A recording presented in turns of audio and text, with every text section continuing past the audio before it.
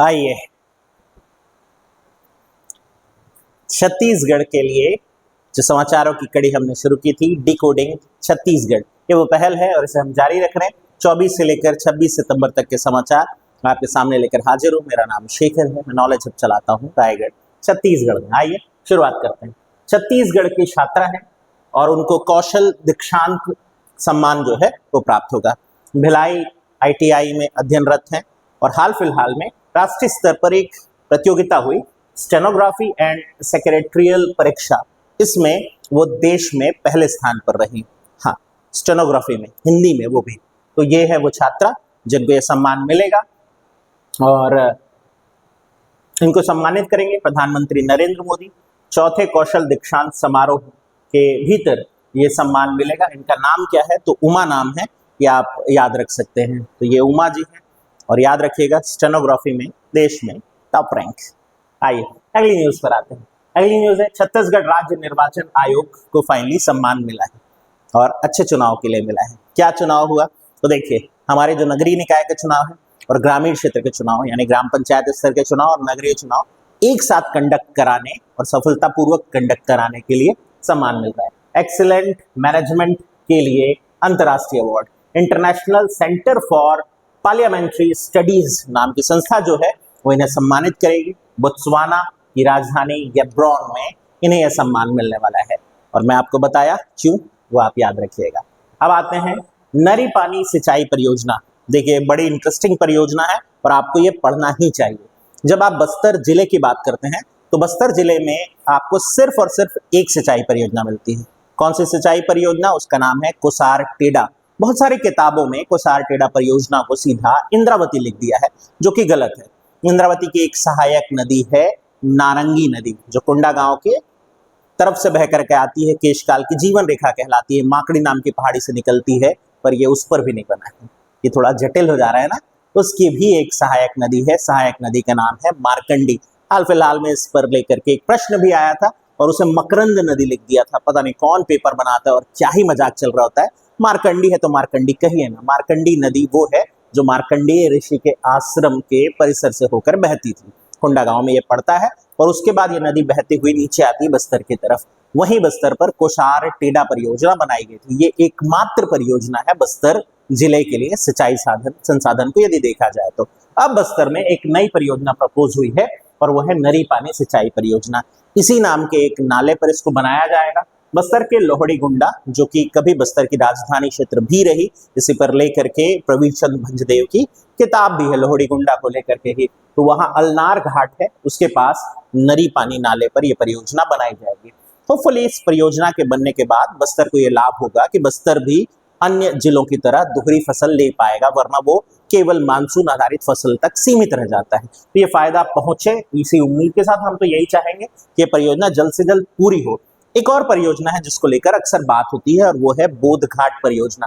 पर आपको यहाँ ये जान लेना जरूरी होगा कि बोधघाट परियोजना दंतेवाड़ा में बनेगी और उससे लाभान्वित होने वाले जिलों की सूची में दंतेवाड़ा है, बीजापुर है और सुकमा है। बस्तर का नाम कहीं भी नहीं है उसमें। 125 मेगावाट विद्युत बनेगी, उसका लाभ जरूर पहुंचेगा, पर बात हो रही है सिंचाई की। तो सिंचाई को लेकर नरी पानी परियोजना आप जरूर दिमाग पे रखेंगे।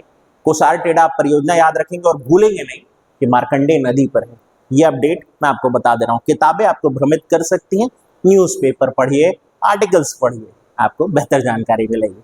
आइए अगली न्यूज पर चलते हैं। अगली न्यूज क्या है? Wild life forensic lab.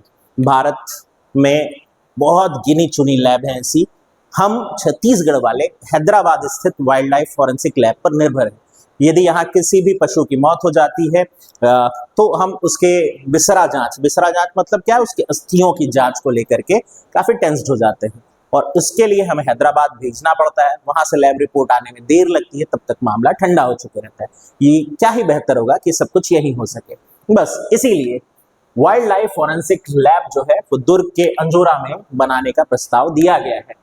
1.80 crore का इसका बजट रखा गया है और अगर ये बन जाता है तो किसी भी पशु के हुई मौत के कारणों को जानना हमारे राज्य में बड़ा सहल हो जाएगा। कम से कम यही सब कुछ पता चल सकेगा।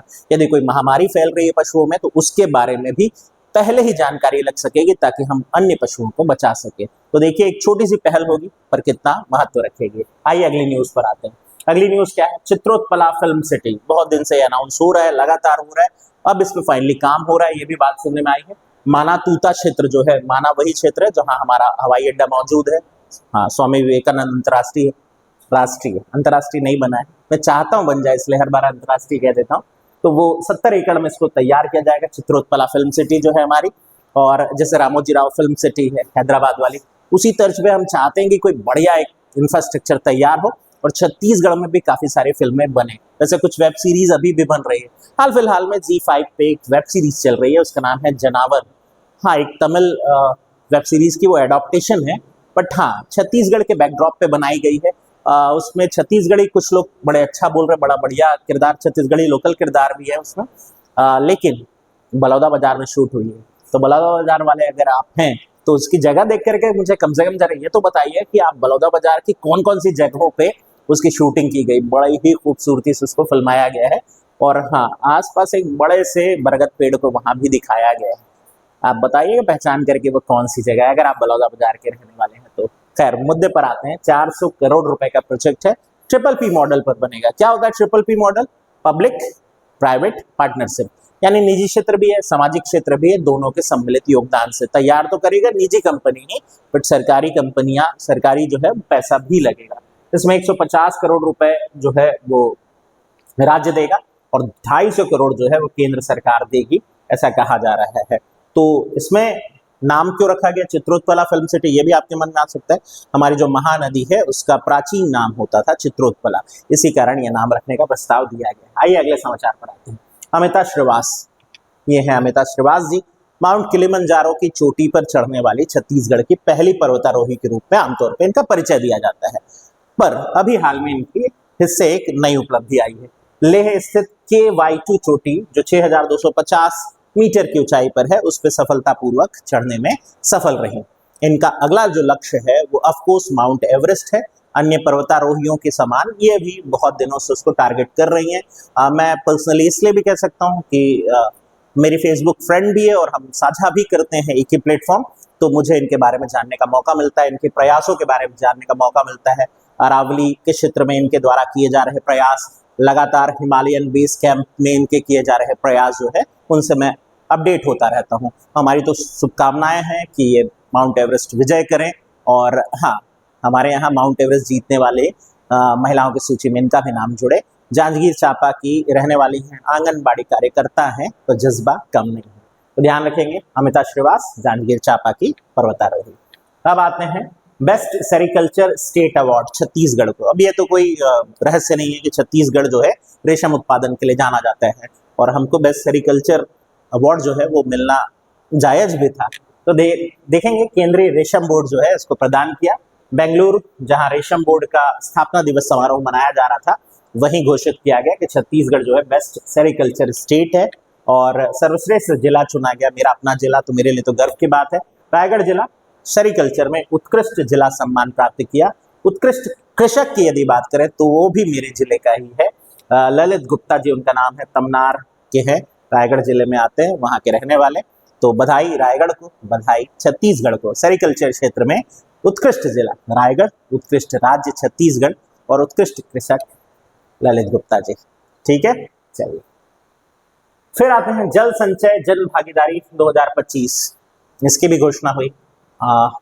वर्षा जल को संचय करना, ग्राउंड वाटर उसको रिचार्ज करना, भूगर्भिक जल को, उस क्षेत्र में बेहतर कार्य करने के लिए राष्ट्रीय स्तर पर हम दूसरे सबसे बेहतर राज्य चुने गए। रायपुर नगर निगम देश में सबसे पहले स्थान पर रहा, और जिला स्तरीय यदि देखें तो 3 कैटेगरी में सम्मान दिए गए। कैटेगरी 1 जिसमें 2-2 करोड़ रुपए की राशि मिलेगी, उसमें पहला बालोद है, दूसरा राजनांदगांव, तीसरा रायपुर।